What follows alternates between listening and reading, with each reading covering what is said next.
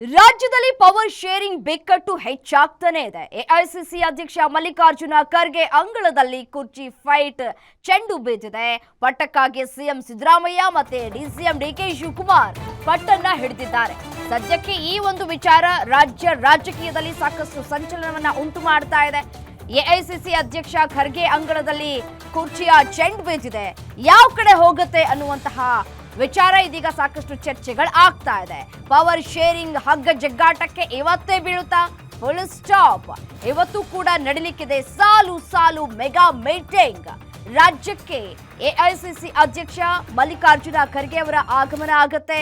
ಅಧಿಕಾರ ಹಂಚಿಕೆ ವಿಚಾರಕ್ಕೆ ಫುಲ್ ಸ್ಟಾಪ್ ಹಾಕ್ತಾರ ಖರ್ಗೆ ಅವರು. ಸಿಎಂ ಸಿದ್ದರಾಮಯ್ಯ ಜೊತೆ ಇವತ್ತು ಮಹತ್ವದ ಮೀಟಿಂಗ್ ಕೂಡ ಆಗುತ್ತೆ. ಎಐಸಿಸಿ ಅಧ್ಯಕ್ಷರ ಭೇಟಿಗೆ ಸಿಎಂ ಸಿದ್ದರಾಮಯ್ಯನವರು ಮುಂದಾಗಿದ್ದಾರೆ. ಖರ್ಗೆ ಭೇಟಿ ವೇಳೆ ಸಿಎಂ ಸ್ಥಾನ ಕಂಟಿನ್ಯೂ ಮಾಡುವ ಬಗ್ಗೆ ಸಿದ್ದರಾಮಯ್ಯನವರು ಪ್ರಸ್ತಾಪ ಮಾಡುವ ಸಾಧ್ಯತೆ ಇದೆ. ಹಿಂದೆ ಖರ್ಗೆ ಮುಂದೆ ಹಕ್ಕು ಪ್ರತಿಪಾದನೆಗೆ ಮುಂದಾಗಿರುವಂತಹ ಡಿಕೆ ಬ್ರದರ್ಸ್ ಕೊಟ್ಟ ಮಾತಿನಂತೆ ಅಧಿಕಾರ ಹಂಚಿಕೆ ಮಾಡಿಸಿ ಅಂತ ಹೇಳಿ ಡಿಕೆಶಿ ಪಟ್ಟು ಹಿಡಿಯುವಂತಹ ಸಾಧ್ಯತೆಗಳು ಕೂಡ ದಟ್ಟವಾಗಿದೆ. ಸಿದ್ದು ಡಿಕೆಶಿ ಜೊತೆ ಚರ್ಚೆ ಬಳಿಕ ಎಐಸಿಸಿ ಅಧ್ಯಕ್ಷ ಮಲ್ಲಿಕಾರ್ಜುನ ಖರ್ಗೆ ಅವರು ನಿರ್ಧಾರವನ್ನ ಕೈಗೊಳ್ಳುತ್ತಾರೆ.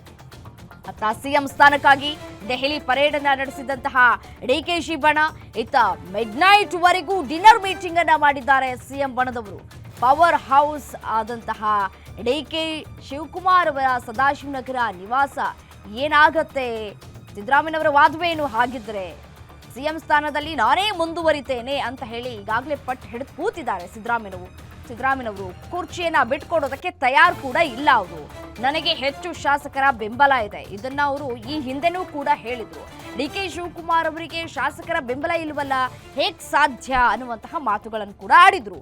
ಈಗಲೂ ಕೂಡ ಅದೇ ವಿಚಾರವನ್ನ ಅವರು ಪುನರುಚ್ಚಾರ ಮಾಡ್ತಾ ಇದ್ದಾರೆ. ಪೂರ್ಣಾವಧಿ ಸಿಎಂ ಅಂತ ಹೇಳಿ ಬೆಂಬಲ ಇದೆ, ನಾನೇ 5 ವರ್ಷ ಸಿಎಂ ಆಗಬೇಕು ಅಂತ ಹೇಳಿ ಅವರು ತಮ್ಮ ವಾದವನ್ನ ಮತ್ತೆ ತಮ್ಮ ಪಟ್ಟನ್ನ ಸಡಿಲಗೊಳಿಸುವಂತಹ ಸಾಧ್ಯತೆಗಳು ತೀರಾ ಕಡಿಮೆ ಅಂತ ಕೂಡ ಹೇಳಲಾಗ್ತಾ ಇದೆ.